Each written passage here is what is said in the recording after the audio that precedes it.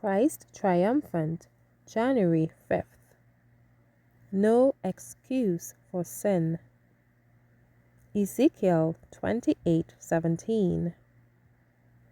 Thine heart was lifted up because of thy beauty. Thou hast corrupted thy wisdom by reason of thy brightness. The sin of Lucifer is unexplainable. He was disloyal to God.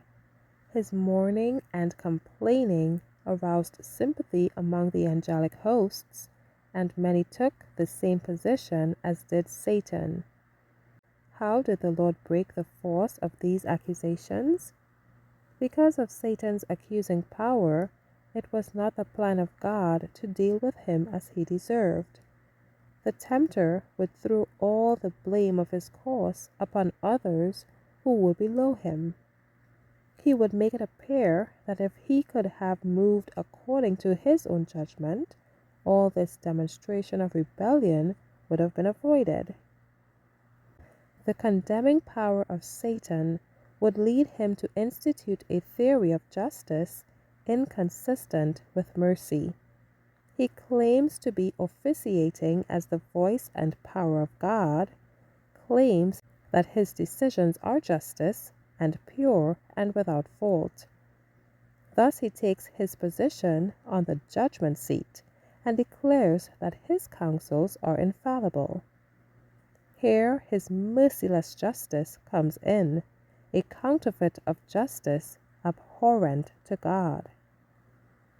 But how shall the universe know that Lucifer is not a safe and just leader? To their eyes he appears right. They cannot see, as God sees, beneath the outward covering. They cannot know, as God knows. To work to unmask him and make plain to the angelic host that his judgment is not God's judgment, that he has made a standard of his own and exposed himself to the righteous indignation of God, would create a state of things that must be avoided. It was on account of Satan's deceiving power that many angels became disloyal to God. God was true and right. Satan was wrong, and he was convinced that he was wrong. He must now choose, either by submission to place himself on the Lord's side, or by lying to sustain himself.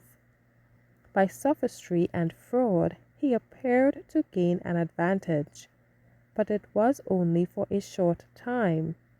God cannot lie. He moves in a direct line. Lucifer could speak the truth when it served his purpose best, but he could move in a crooked course to avoid humiliation and defeat. Satan could not be presented to the universe at once in his real character. His crooked course must be allowed to continue until he should reveal himself as an accuser, a deceiver, a liar, and a murderer.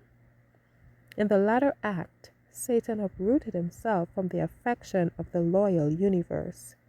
In the death of the Son of God, the deceiver was unmasked.